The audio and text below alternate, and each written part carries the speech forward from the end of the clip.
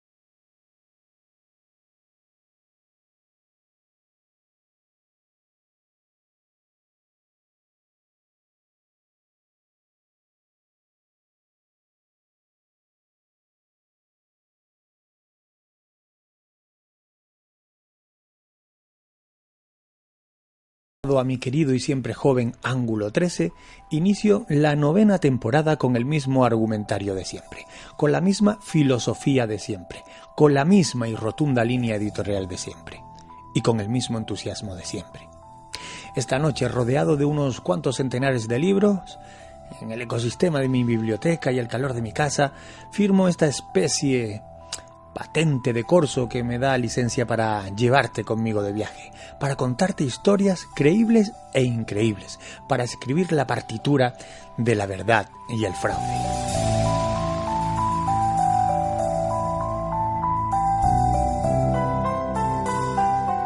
Arrancamos la 9ª temporada de Ángulo 13 y no disimulo que para mí supone un motivo de orgullo, porque estoy convencido de haber hecho muchísimas cosas mal, pero también con el convencimiento de haberlos convertido en algunos momentos estos argumentarios radiofónicos en escuela de aprendizaje para muchos. de imitación para otros, y no voy a esconderlo, también nos hemos convertido en diana para unos pocos insustanciales, agrisados y estancados comunicadores y sus séquitos de cobradores del frac. Esta temporada viene para servirte, para acompañarte, para entretenerte. Mi nombre es Juanca Romero. Si no me conoces, abro mis brazos para recibirte y mostrarte quién soy, qué soy y lo que hago. Si crees conocerme, quédate y asegúrate que estás en lo cierto. Si ya me conoces, no tengas miedo, no hay cambios. Sigo siendo yo, el mismo que un día se sentó tímidamente frente a un micrófono, frente a la radio y mirándola a los ojos, le dijo: contigo para siempre. Bienvenido, bienvenida a la Radio del Misterio, programa 266, el primero de la 9ª temporada. Bienvenidos a Ángulo 13.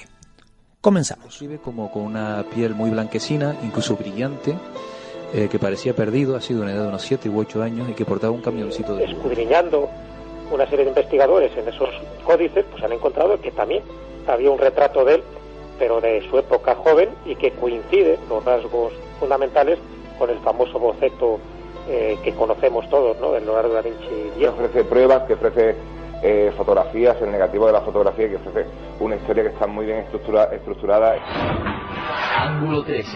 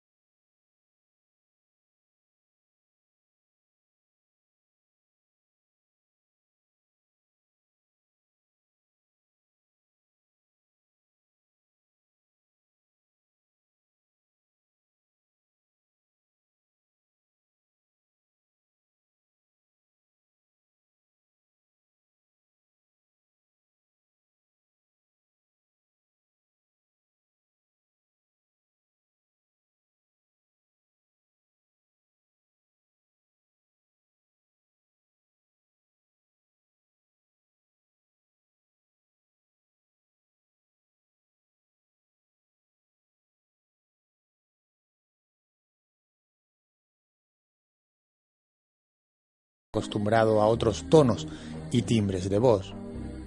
Al entrar en la habitación, sentí un gratificante soplo de añejo y perfumado aire. Sentí que aquel amplio habitáculo era más propio de duques y marqueses que de un periodista en busca de misterios, un mochilero provisto de 3 grabadoras y un cuadernillo de hechura regular. No me demoré mucho, y tras una ducha, vamos a decir modo express, bajé a la calle y callejeé hasta recalar en La Garrocha, en la calle de Zúñiga, donde comí ensalada de pulpo con 2 texturas y un puñado de papas, pescado de temporada, y mira que sigo sorprendiéndome de la calidad del pescado estando tierra adentro, ¿eh? Y además un mousse de tarta de queso que todavía se deja sentir por el paladar. Debo reconocerlo, comí muy bien. Dirigí lentamente mis pasos en dirección hacia la impetuosa catedral, esa hermosa estructura del siglo XVI que fue antecedida por 3 colegiatas, impregnadas como huella sombría del pasado siempre presente. No sé si fue por el abundante condumio en la garrocha, pero avanzar hasta los pórticos del magno templo se me hizo una tarea, de esas de subir nota. Allí había quedado con mi interlocutor, el afamado y prolífico escritor y articulista Juan Carlos Pasalodos. Su pasión por desgranar las claves ocultas de Valladolid hace de sus aportes un tesoro divulgativo para mí. Sonaban las campanas de las 5 y con la puntualidad de quien valora el pasar del tiempo, allí me esperaba Pasalodos. Nadie mejor que él para mostrarme algunos de los más llamativos y misteriosos acontecimientos de la ciudad, y estando a punto de acceder a las catedralicias estancias, poder preguntarle por los enigmas que envuelven esta intrigante edificación católica. Pues sí, Juanca, la Catedral de Valladolid, a pesar de ser un edificio sin acabar y a medio hacer, atesora un sinfín de leyendas y misterios dignos de cualquier catedral hecha y derecha. Para empezar, su construcción entraña ya algunos de esos misterios, ya que el hecho de que ésta quedase inacabada no acaba de tener una explicación clara. Piensa que el principal promotor de esta obra fue el poderoso rey Felipe II, quien contó para el proyecto con Juan de Herrera, aquel que levantó el Real Monasterio de San Lorenzo del Escorial. Ambos proyectaron levantar aquí la catedral más grande de Europa, cuyos trazos, y este es el primero de los misterios, al igual que en el Escorial, se piensa que estuvieron inspirados en el desaparecido Templo de Salomón. Dicen que la obra de la catedral se quedó sin financiación a pesar de los privilegios que Felipe II concedió para la obtención de los mismos. Un dinero que tras la muerte de Herrera en 1597 y del monarca al año siguiente no se empleó para tal fin. Esto, sumado a los problemas de cimentación y al derrumbe de una de sus torres, entre otras cosas, dejaron a la catedral tal y como la vemos hoy, al 40% de lo que pretendía ser. No obstante, la catedral alberga en su interior objetos tan insólitos pues como el Cristo de la Cepa, un crucifijo tallado de forma natural y milagrosa sobre las ramas de una cepa y cuya historia pues es sorprendente. A este pequeño crucifijo se le atribuyen algunos milagros, ya que cuando no llovía, por ejemplo, pues era sacado en procesión con unos resultados bastante positivos. La Virgen del Sagrario, que se conserva en la capilla de su mismo nombre, nació de las entrañas de uno de los muros pertenecientes a la antigua colegiata sobre la que se construyó la catedral.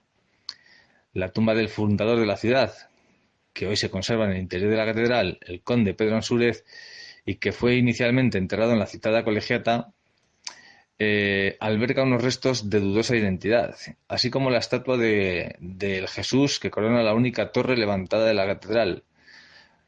Esta estatua parte de una historia increíble, pues está relacionada con las visiones que tuvo el joven jesuita Bernardo Francisco de Hoyos, al más puro estilo de Fátima.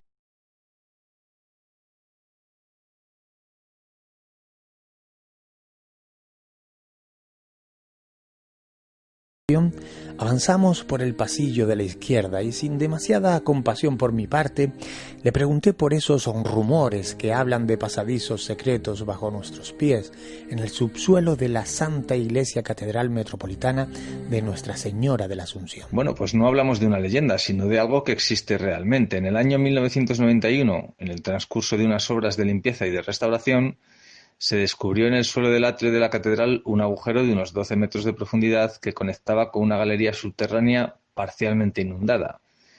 En las exploraciones llevadas a cabo, solo se pudieron recorrer 150 metros de esta misteriosa galería debido a los numerosos derrumbes que la taponaban.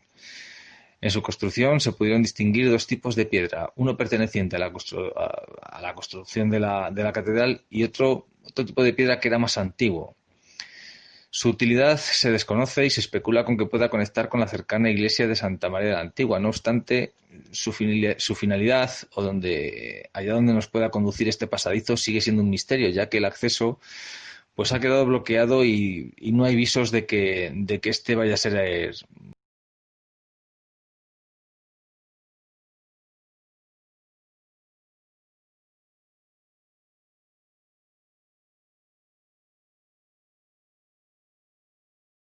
Admitir que mi visita a la Catedral de Valladolid inspiró a mis ganas de novelar tramas y leyendas entre aquellos muros.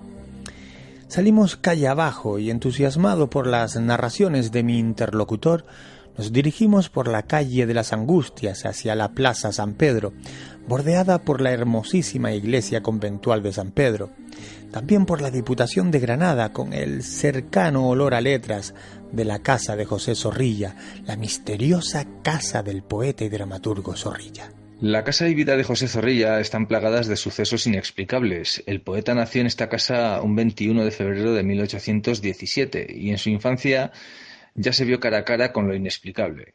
Aquí se le apareció siendo un niño su abuela paterna, ya fallecida, en una pequeña alcoba que solía permanecer cerrada. Años más tarde, rebuscando con su padre entre viejos trastos en una casa de Torquemada a la que habían tenido que trasladarse, encontró el joven poeta un retrato de su abuela mostrándoselo a su padre, quien enseguida la reconoció, cosa que no entendía su padre cómo éste podía reconocerla si supuestamente pues no había llegado a conocerla en vida. Hecho que revela lo misterioso de este hecho, ¿no? Pero la vida de Zorrilla tiene un largo bagaje de sucesos increíbles y la casa, igual que la vida del poeta, ha quedado impregnada de esa actividad, cuyos sucesos siguen teniendo lugar a día de hoy. Así, varios trabajadores y extrabajadores de la Casa Museo han dado testimonio de hechos que han presenciado para los que no tienen una explicación. Luces que se encienden, proyectores que se ponen solos en funcionamiento, espejos que se rompen, objetos que desaparecen o que se mueven solos. Son solo algunos de los fenómenos que demuestran que esta casa continúa encantada.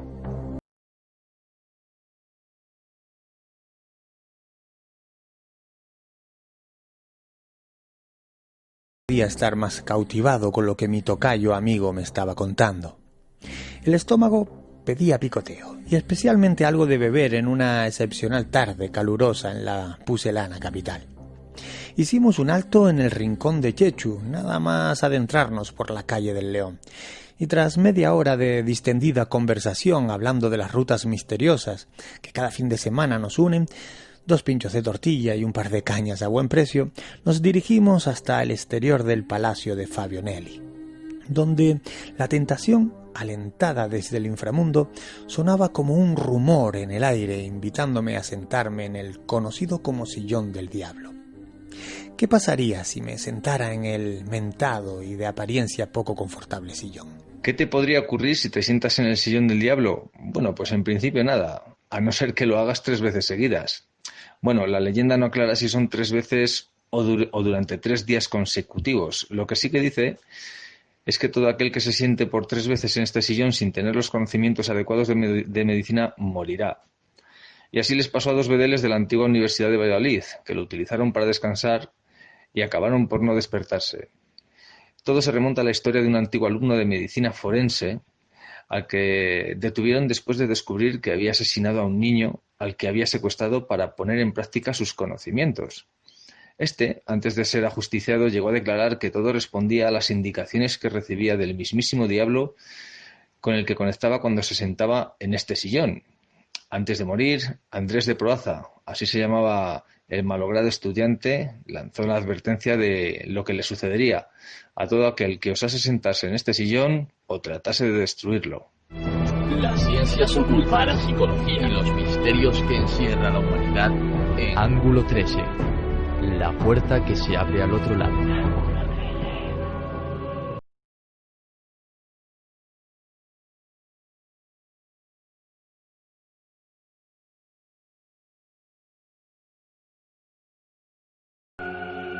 Sobre el que fue el complejo conventual franciscano más grande de Valladolid y que albergó tal cantidad de tumbas, sobre todo de familias de alto poder adquisitivo, que llegó a considerársele casi como un mausoleo real. Baste decir que en el interior de este convento albergó la primera tumba donde fue enterrado nada menos que Cristóbal Colón cuando murió.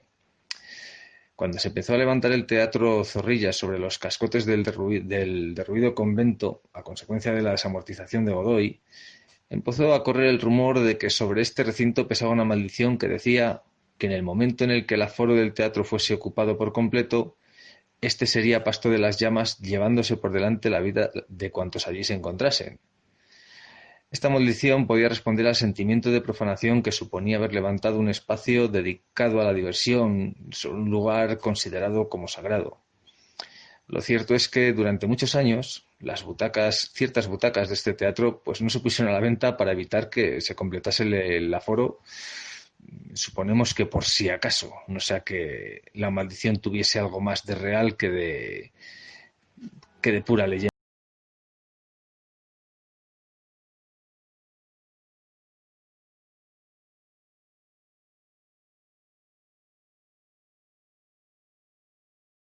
Más han referidos En todos los rincones del mundo.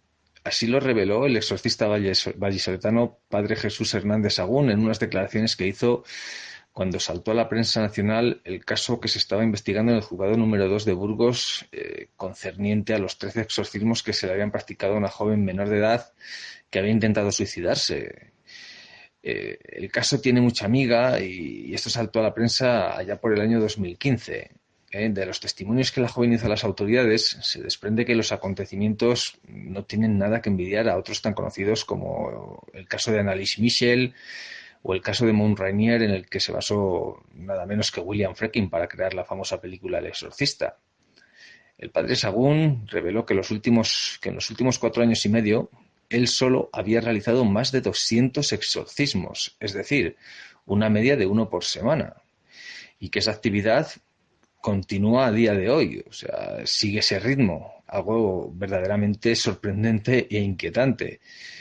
En cuanto al caso de la joven burgalesa, los exorcismos se llevaron a cabo en el interior de la iglesia del convento de San Joaquín y Santa Ana, lugar del que, según el sacerdote, mana una extraordinaria energía positiva.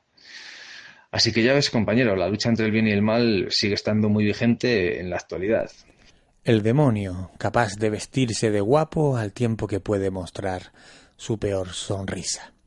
Y es que rondar algunas oscuras calles de la ciudad puede parecer, con poca imaginación, una invitación a pactar con el mismísimo demonio. Lo que logramos ver concretamente fueron una serie de luces de cada quien. El hombre ante lo desconocido pues siempre tiene un cierto temor. Yo soy una de esas personas para quienes todo lo relacionado con la muerte... Habíamos visto algunas luces de estas, como si se apagaron los faros, se apagó el motor y el casete dejó de funcionar. También los amigos de Ángulo 13, a partir de este momento ya pueden descargar el programa desde la página web. Ángulo 13.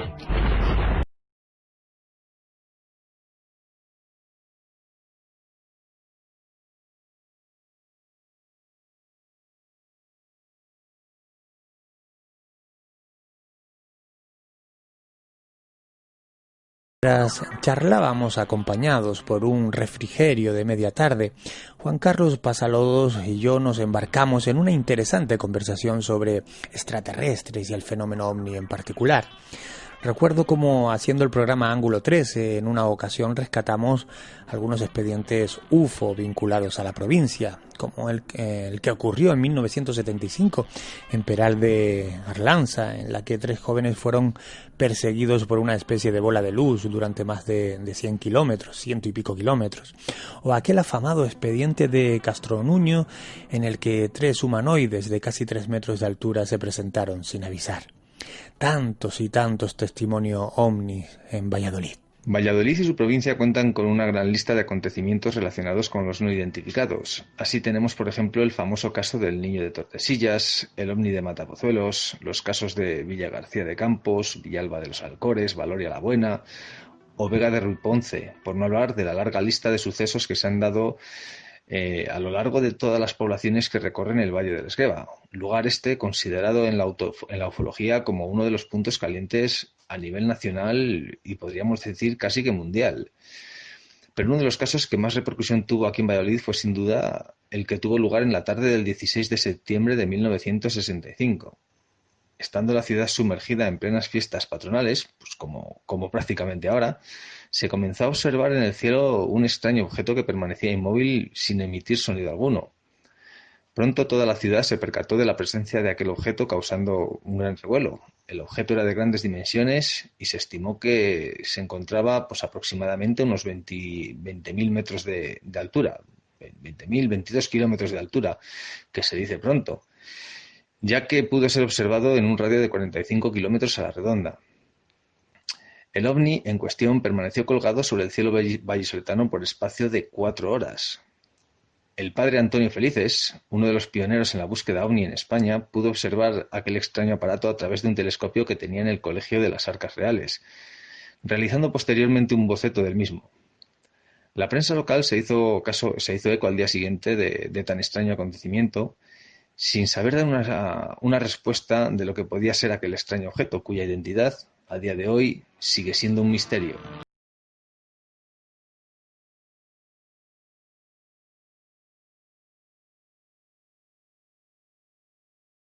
No podemos dejar de visitar si viajamos a Valladolid en busca de sus misterios.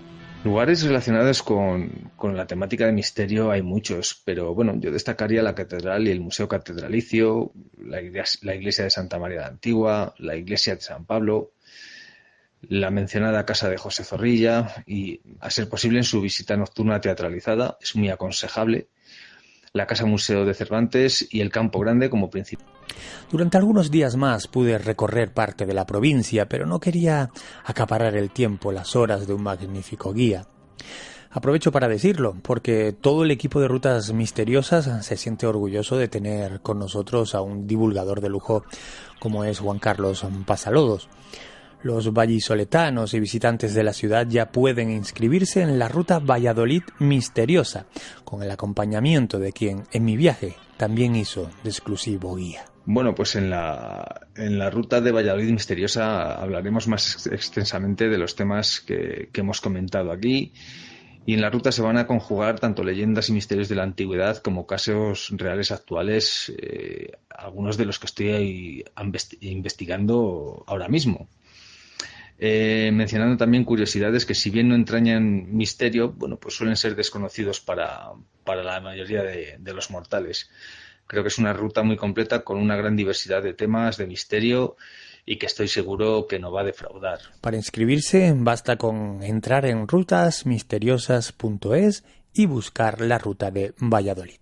Recuerda que puedes convertir un paseo en una auténtica y original aventura del misterio.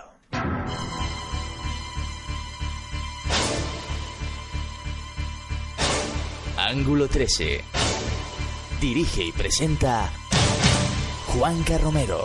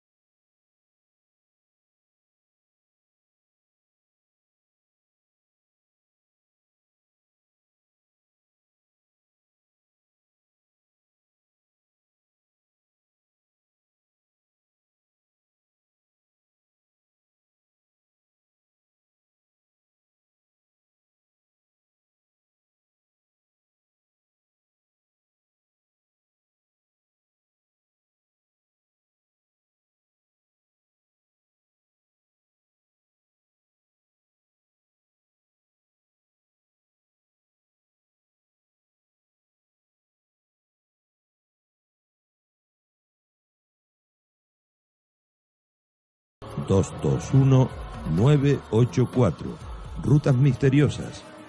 Vívelo, que no te lo cuenten.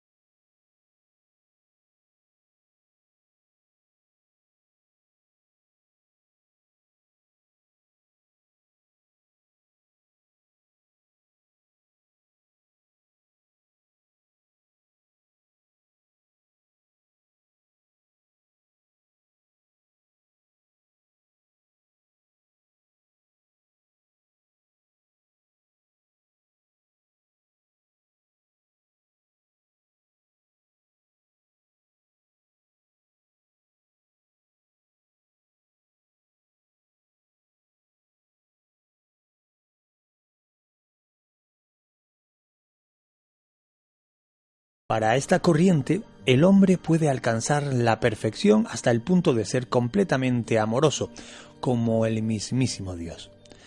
Aunque la manera que creían lograr esto, en lugar de, hacerlo con un modo divino, era a través del denominado renacimiento espiritual. Ya irás descubriendo en este programa, en este ratito de radio, en qué consiste este renacimiento espiritual.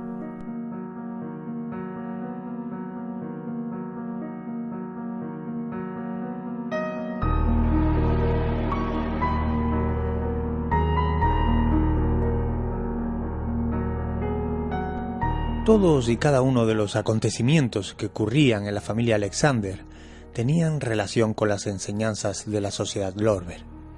Parecía que todo sucedía por una razón concreta. Todo tenía sentido gracias a los mensajes del maestro. Corría el año 1954, cuando nace el profeta esperado por la humanidad.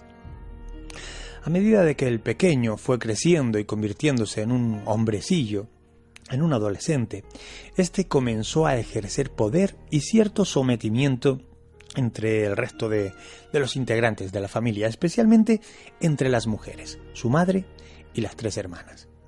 Todos en casa le obedecían y le respetaban, insisto, aún siendo un joven, un adolescente.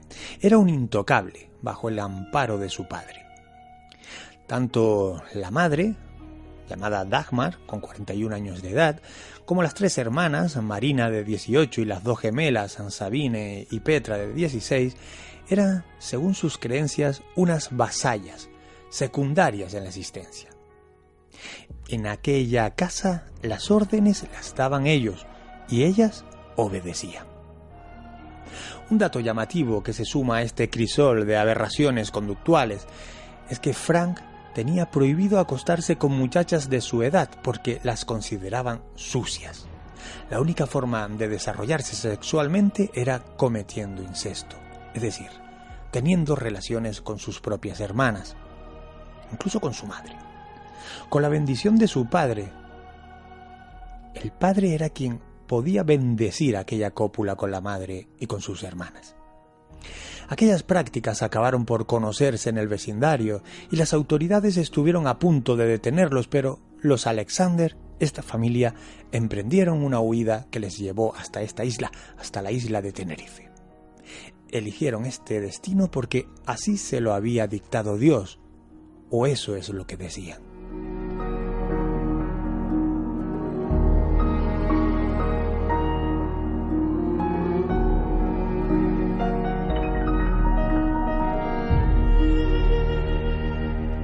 Y establecieron su vivienda en Santa Cruz, capital de la isla de Tenerife. Concretamente, en la calle Jesús Nazareno número 37. Tras cobrar una importante herencia, llegó a sus manos una oferta para comprar un terreno en la zona de los cristianos. Fue en este detalle donde creyeron ver que el destino divino había dejado alguna señal de Dios, les estaba guiando. Viven en la calle Jesús Nazareno y compran un solar en la localidad de Los Cristianos. En fin, no sé si es casualidad o no, pero ellos lo atribuyeron a una llamada, a una señal del destino divino. Ángulo 13, presentado y dirigido por Juanca Romero. Así que decidió coger una percha de madera del armario y golpearla brutalmente en la cabeza hasta dejarla inconsciente. Todo esto ocurría mientras el padre miraba la escena impasible, impertérrito, recitando salmos y tocando su acordeón. Seguidamente, y con el cuerpo inconsciente de la mujer tirada frente a ellos, mutilaron con unas tijeras de podar y unas cuchillas de afeitar los órganos sexuales de Dagmar, arrancando lo que ellos consideraban partes ofensivas y pecaminosas. Le cortaron los pezones y los clavaron en la pared. Tras abrir a la mujer en canal y arrancar su corazón, lo colocaron suspendido de una cuerda también en la pared. ¿Y qué ocurrió con las hermanas? Las hermanas Petra y Marina no se resistieron y corrieron la misma suerte que su madre al ser mutiladas y vaciadas de vísceras. Techos y paredes, todo, absolutamente todo, quedó teñido de sangre de las 3 mujeres. Una de las gemelas salvó la vida porque en el momento del crimen se encontraba trabajando como chica de servicio en casa de una familia de alemanes residentes en la localidad del Puerto de la Cruz. Tras los asesinatos y en medio de un dantesco escenario teñido de sangre, padre e hijo se lavaron, se cambiaron de ropa y emprendieron la fuga. Harald, el padre, y Frank viajaron hasta la localidad sureña de los cristianos con el fin de contactar con el psiquiatra alemán Udo Devolowski, pero no lograron encontrarle. No dieron con él. De allí fueron al terreno que compraron con el dinero de la herencia, pasaron allí algo menos de una hora y se desplazaron hasta la ciudad de La Laguna.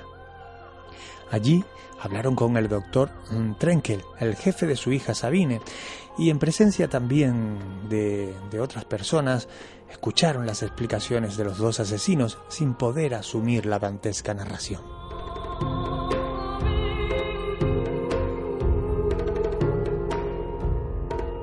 El doctor Trenkel realizó una llamada telefónica al consulado alemán en la isla y seguidamente se personó la policía para detenerles. Al día siguiente, cuando el reloj marcaba las 10:30 de la mañana, se celebró el juicio contra Harald y Frank Alexander.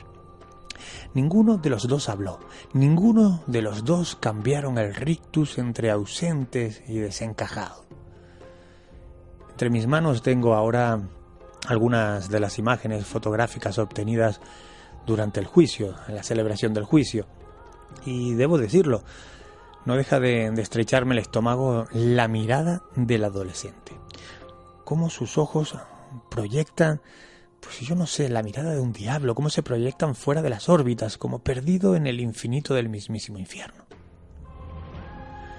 Este es un expediente del que hablo en Santa Cruz Tenebrosa, una de las rutas misteriosas que desarrollamos en Tenerife, y cada vez que proyecto en la fachada las imágenes de los asesinos, los asistentes a la ruta comentan lo mismo. Esto sí que da miedo.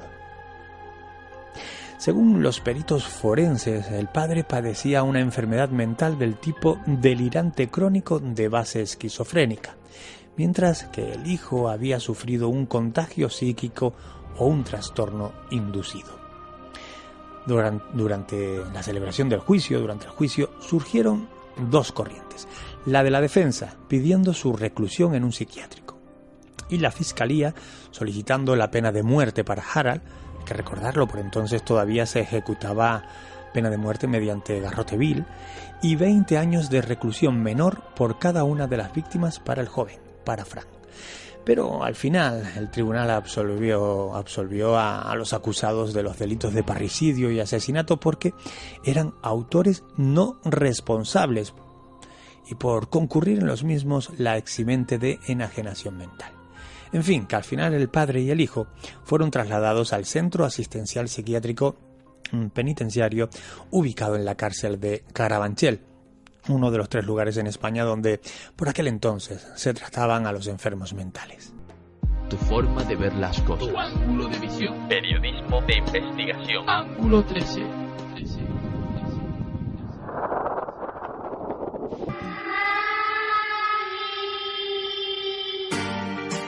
Editorial Cursiva pone todas las herramientas para que puedas publicar tu libro. Tú escribes y nosotros hacemos todo lo demás. Contáctanos a través de la página web cursivaeditorial.com. Editorial Cursiva. Vamos a dar mucho que leer.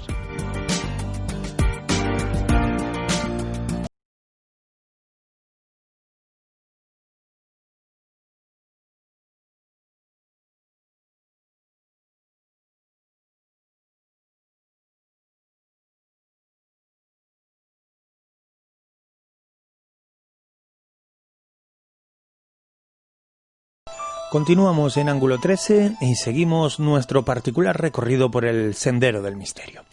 Primer programa de la 9ª temporada y vestidos con las oscuras ropas de la noche. ¿Te apetece volver a salir de viaje?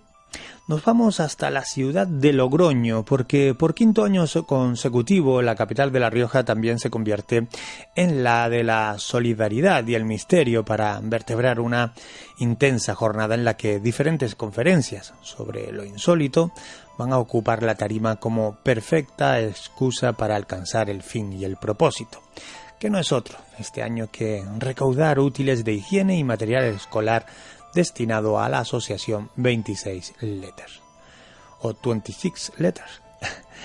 Estas quintas jornadas solidarias de lo insólito contarán, entre otros, con el investigador Pablo Tresgallos, Marta Envid, Carlos Canales, Óscar Fábrega y, suponiendo para mí todo un honor, también formo parte del cartel de conferenciantes de esta edición. Además, con la grabación del programa radiofónico Nueva Dimensión de Juan Gómez. Precisamente hace unos días he podido charlar con mi buena amiga Alexandra Fernández, una de las promotoras de este encuentro. Tu forma de ver las cosas. Tu ángulo de visión. Periodismo de investigación. Ángulo 13.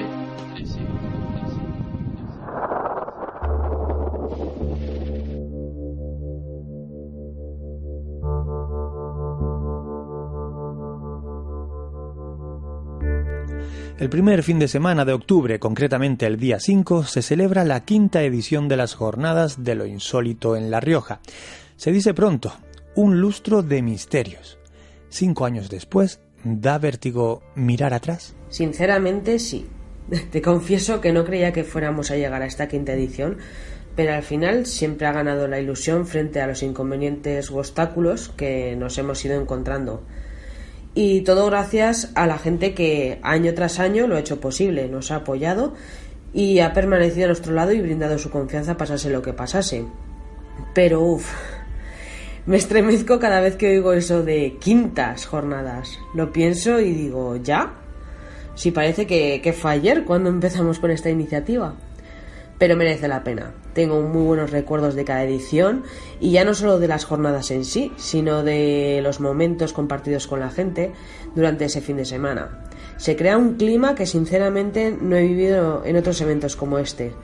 Algo tendrá esto, Juanca, cuando la gente se va contenta y con ganas de volver. De hecho, tenemos gente que ha asistido desde la primera edición e incluso los ponentes nos ofrecen su participación para futuras ediciones. No sé decir lo que es, pero creo que todos lo sentimos y lo vivimos de la misma manera. Si te parece, sobre el carácter solidario del encuentro, ¿a quién va dirigida la recaudación? Y sobre todo, ¿puedes comentarnos qué es lo que se solicita este año en esta edición? Todo lo que recaudemos este año irá dirigido a la asociación 26 Letters. Es una iniciativa llevada a cabo por 2 hermanas, Yanira y Tamar Taibo, las cuales trabajan en Beirut. Comenzaron con esta andadura hará unos 4 años con el deseo de ayudar a un niño que quería ir a la escuela para dejar de vender flores en la calle. Y todo eso ha desembocado en un proyecto dando la oportunidad a niños y niñas en situaciones vulnerables a recibir una educación formal y no formal con un enfoque personal a las posibles limitaciones que puedan tener. Actualmente están prestando el servicio a unos 90 niños, pero tienen una lista de espera como de 1000 más. Fue un proyecto que me llamó mucho la atención porque hacen un trabajo muy similar al que haríamos aquí los integradores sociales. Por ello, me puse en contacto con ellas y les comenté el tema de las jornadas que organizamos y que este año queríamos ayudar a su proyecto. Así que nada, agradecidas por ello, nos pidieron cosas bastante concretas que necesitaban. Y en esta ocasión, pues lo que recaudaremos serán productos de higiene, tampones y compresas, cepillos de dientes, pasta de dientes, esto para mayores y pequeños. Y luego, en cuestión de material escolar, nos han pedido juegos educativos para niños entre 3 y 6 años, sobre todo si puede ser de matemáticas y en inglés, pues mucho mejor. Lápices, que no pinturas de colores, o sea, quieren lápices, tijeras para niños pequeños, sacapuntas, gomas, libros para colorear y pegatinas. El día 5 de octubre, desde primeras horas de la mañana, el Centro Cultural Ibercaja de Logroño se convierte en el punto caliente del misterio en España. Hablemos del programa de conferencias. ¿Qué temas se tratarán durante las jornadas? Los temas este año son muy variados y muy interesantes. Comenzaremos la primera conferencia a las 11 de la mañana contigo, Juanca, hablando de estigmas del aire. Haremos un recorrido por algunos de los expedientes más llamativos, subiendo a los aviones fantasmas y penetrando los incógnitos muros aeroportuarios en busca de códigos secretos y supuestas apariciones. A las 12 seguimos con Óscar Fábrega, que nos hablará de Religiones 2.0. Nos presentará su nuevo trabajo Dios ha vuelto, el cual consiste en un riguroso estudio sobre la decadencia de grandes religiones y la evolución y aparición de otros nuevos movimientos religiosos. Alguno de ellos ya adelanto que bastante peculiar. El turno de la mañana terminará con Pablo Tresgallo y su conferencia Supervivientes Imposibles. En esta ocasión nos contará la historia de personas que han desafiado la muerte, como es el caso de Vesna Vulovic. Es una azafata que consigue sobrevivir a una caída de nada menos que 10.160 metros. Salvador Alvarenga, un náufrago que consigue sobrevivir a la deriva durante 436 días. O Roy Sullivan, al cual le cayeron 7 rayos y vivió para contarlo. A las 5 retomamos las conferencias con Marta Envid, con su conferencia Historial de Casas Encantadas. Hará un repaso por aquellas casas catalogadas como las más encantadas del mundo, el motivo por el cual son llamadas así, y además explicará los antecedentes y fenómenos que ocurren en ellas. A las 6 terminaremos las charlas con Carlos Canales y su conferencia Imaginando el mundo de la Tierra plana a Eratóstenes. Con ese título ya podemos imaginar por dónde van los tiros. Y por último, finalizaremos estas quintas jornadas solidarias de lo insólito con Juan Gómez y su programa de radio Nueva Dimensión. Bueno, ahora que tienes una perspectiva del camino recorrido, cuando echas la mirada hacia atrás, ¿qué horizontes trazas para el futuro de este interesante evento? La verdad que solemos vivir bastante al día. Organizamos y realizamos cada edición como si fuera la última. Es un evento solidario, sin ánimo de lucro, pero que lleva una gran inversión de financiación personal y sobre todo de mucho tiempo, con lo cual depende de la circunstancia personal y económica de la organización el poder llevarlo a cabo o no. Cuando empezamos con el proyecto, sinceramente no llegaba a imaginar que alcanzaríamos una quinta edición, y en la actualidad no sé si habrá ediciones posteriores, aunque espero que sí. Espero que dentro de otros 5 años puedas volver a entrevistarnos anunciando las 10º jornadas solidarias de lo insólito, y que para entonces puedan incluso llegar a ser un congreso nacional de referencia, conocido por todos, y esta pequeña familia haya podido aumentar su número de integrantes. Ojalá. Cuéntame, Alexandra, ¿cómo podemos colaborar con las quintas jornadas de lo insólito? Se puede colaborar de muchas formas. La principal es asistiendo a las jornadas ese 5 de octubre a la Sala Cultural de Ibercaja y así compartir ese gran día con todos nosotros. La entrada, como ya sabéis, es gratuita, tan solo pedimos una pequeña aportación para 26 Letters. Por otro lado, toda difusión es poca, así que podéis visitar nuestras páginas de Facebook de Sigue la Pelota o del ARIS, la Asociación de Integradores Sociales de La Rioja, y compartir el evento con vuestros amigos. Y por último, pero no menos importante, realizamos una serie de sorteos con productos donados por nuestros patrocinadores, los cuales nos ayudan a difundir y financiar el evento. Así ha sido el caso, por ejemplo, del bautizo de buceo que sorteamos hace unos días de nuestros patrocinadores de Buceo Agua. Y actualmente está en vigor en nuestra página de Facebook el sorteo de un curso de primeros auxilios y acreditación para el uso y manejo del desfibrilador de nuestro colaborador Iberocardio, en el que puede participar cualquiera dentro de la península y tan solo tiene que mencionar en la publicación original la conferencia de las jornadas que más le llame la atención. Pero bueno, las bases de sorteo están en la publicación y aconsejo que se lean atentamente.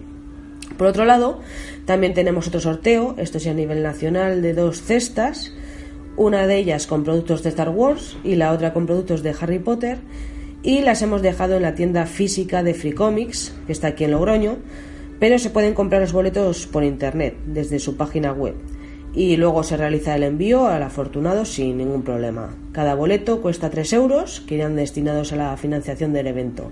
El sorteo de estas cestas se realiza el 21 de septiembre en la propia tienda de Free Comics. Pero la cosa no acaba aquí, porque además el propio sábado 5, durante las jornadas, habrá más sorteos para todos los que acudan allí.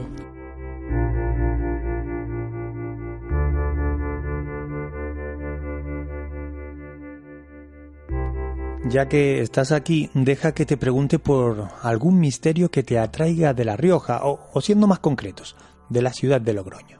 Creo que es la pregunta más complicada que me has podido hacer. No sé si sabría elegir un único misterio. La Rioja, para empezar, es la gran desconocida, pero esconde muchísimos misterios en cada rinconcito de su extensión. En Logroño en particular hay varios misterios que me atraen.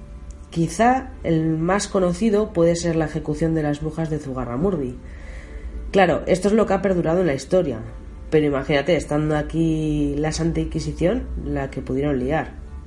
Y aunque pasa desapercibido, en ocasiones en ciertos lugares de la ciudad tenemos pistas de todas estas historias y sucesos que han tenido lugar aquí, en Logroño. Por ejemplo, en la calle Portales, enfrente de la Concatedral de la Redonda, tenemos carteles en los que se menciona el auto de fe que se celebró aquí en Logroño los días 6, 7 y 8 de noviembre del 1610, donde se condenaban a estas brujas de Zugarramurdi, que no solo fueron mujeres, también hubo algún hombre, y no eran solo de Zugarramurdi, por cierto, también había gente de Urdax. Como bien decía, este fue el proceso más conocido, pero hubo muchos más hasta que llegó el jurista Alonso Salazar, también conocido como el abogado de las brujas, y frenó un poco toda esta locura. Aquí en Logroño tenemos una plaza en honor a él. En honor a estas víctimas, en el Parque del Ebro, hay un espacio conocido como el Bosque de la Memoria, creado en el 2010, conmemorando el 400 aniversario de este suceso, y allí se plantó 11 olmos siberianos rodeando un tronco con una placa donde se menciona a estas 11 personas que fueron ejecutadas en la hoguera. Aquí en Logroño también tenemos una réplica de la Sábana Santa en la Concatedral de la Redonda. Además existen dos más en dos pueblos riojanos, una en Navarrete y otra en Laguna de Cameros. También tenemos el famoso e inexplicable caso ovni de un seminarista, Javier Bosque, que tuvo una experiencia con una luminaria en su habitación del Seminario de los Escolapios el 22 de junio de 1972. Y bueno, así podría citarte unos cuantos misterios más, pero volvamos a las jornadas, que es lo que toca hoy. Recuérdanos dónde estará el epicentro de estas charlas, conferencias, el día 5 de octubre. El epicentro de estas conferencias estará en el Centro Cultural de Ibercaja, en la calle Portales número 48, en Logroño, La Rioja. Para los que ya han acudido años anteriores, es donde lo hemos realizado en las 4 ediciones anteriores, así que no hay pérdida. Eso sí, quiero recordar a la gente del público que quien tenga pensado venir y quiera comer con todos nosotros debe ponerse en contacto, ¿vale?, con la organización para tenerles en cuenta en la reserva del restaurante. Pueden escribirnos un mensaje en nuestra página de Facebook de Sigue la Pelota o a nuestro email siguelapelota@gmail.com. Ya para acabar, 2 motivos por los que debemos estar en estas jornadas de lo insólito. El primer motivo diría porque este año es un año muy especial. Desde la organización lo sentimos así. Como bien decías, hacemos ya un lustro, lleno de experiencias inolvidables, muy buenos momentos, alguno no tan bueno, pero sobre todo mucho misterio. Ya somos una familia. Empezó como algo pequeño, pero año tras año, en cada edición, se ha sumado gente magnífica y que espera un año entero para volver a reencontrarse aquí en Logroño. Así que se ha convertido en una cita indispensable para los amantes del misterio. El segundo motivo es porque nadie debe perderse las conferencias de nuestros invitados de lujo de este año. Nos consta y nos han hecho llegar la admiración y el nivel que tiene este año nuestro cartel. Así que nadie debería perdérselo porque seguro que aprenderemos muchísimo con todos vosotros. Yo ya estoy impaciente porque llegue el día y sé que no soy la única. Además, no hay que olvidar que el trasfondo de las jornadas es solidario, con lo cual lo vamos a pasar muy bien, pero a la vez vamos a estar ayudando a que algunos niños puedan conseguir la educación que merecen. Así que nada, os esperamos en Logroño, Juanca, con muchas ganas de teneros aquí. Rutas Misteriosas es la primera red de rutas de misterio de España y ahora puedes disfrutar de esta experiencia única en la isla de Tenerife. Ven con nosotros a descubrir enigmas y misterios, historias de aparecidos y los últimos expedientes e investigaciones en el mundo de lo insólito. Sorpréndete en el Aquelarre de San Diego. Vive el misterio en primera persona, acompañado por el comunicador y escritor Juanca Romero. Incluye psicofonías. Reserva ya tu plaza en rutasmisteriosas.es o a través del teléfono WhatsApp 634-221-984. Rutas Misteriosas. Vívelo, que no te lo cuenten.